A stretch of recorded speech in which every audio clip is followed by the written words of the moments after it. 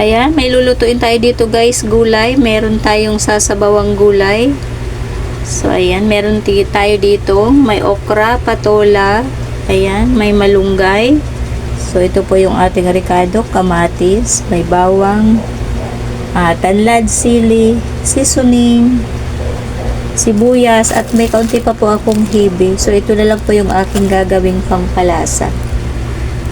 Tapos, magpiprito din po tayo ng, ayan, boneless na daing. Ibinabad po natin sa toyo, kalamansi, bawang. So, magluto na tayo. So, ayan guys, meron na tayo ditong tubig. So, ilagay na natin itong ating ricado ng mapakuluan na. Ayan, pagsama-samahin na natin siya. Lagyan natin ng kaunting Ajinomoto. Ayan.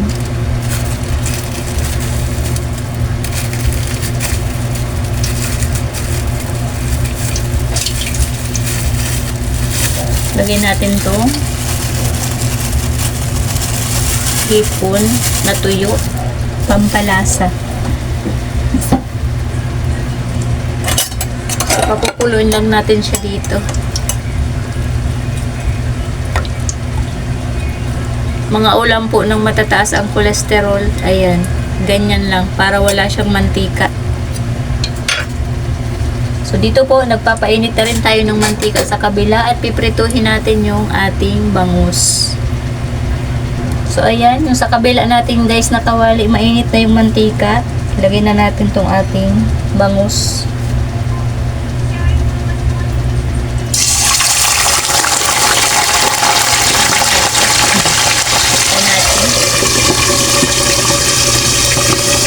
Ito po ay hindi pa nakulo.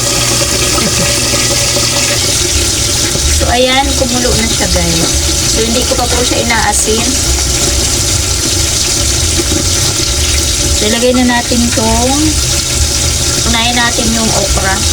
Ayan, dahil medyo matigas-tigas siya.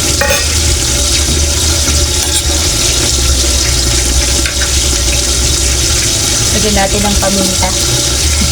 Kahit ano na lang. Ayan. Lagyan na rin natin ng kaunting asin. Ang bago ng tanlad.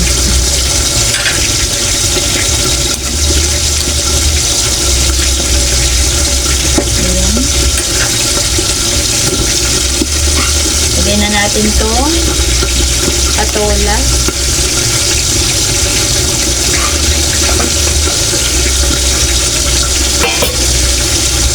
Nag-search kasi ako guys, mga gulay na pampababa ng kolesterol. So, isa po ang mga ito. Kaya yan ang niluto natin. Kung doon tayo makakatipid. So, kaya ano na natin ito dun.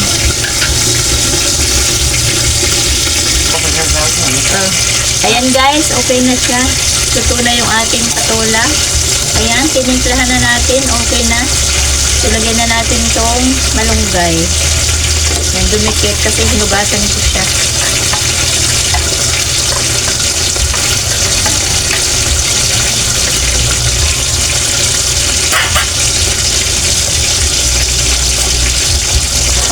Ayan na siya guys.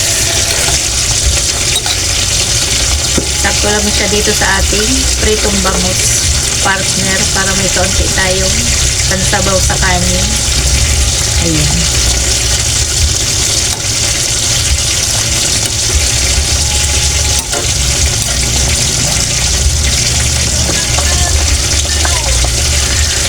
Mapapansin nyo, halos lahat po ng aking content ngayon ay gulay.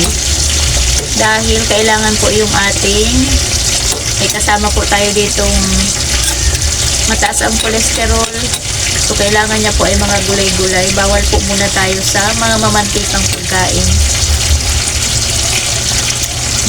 So, masarap din siya. Kahit ganito lang siya, kasimple. So, ayan, luto na siya. Okay na. Patayin na natin yung apoy para hindi masyadong ma-overcook yung ating mga green-green na gulay.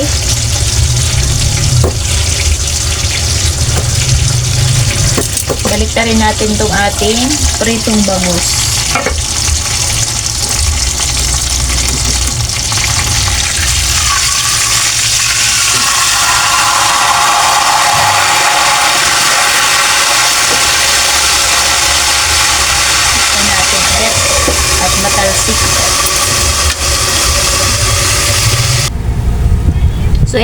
guys, luto na yung ating pritong bangus. Ayan.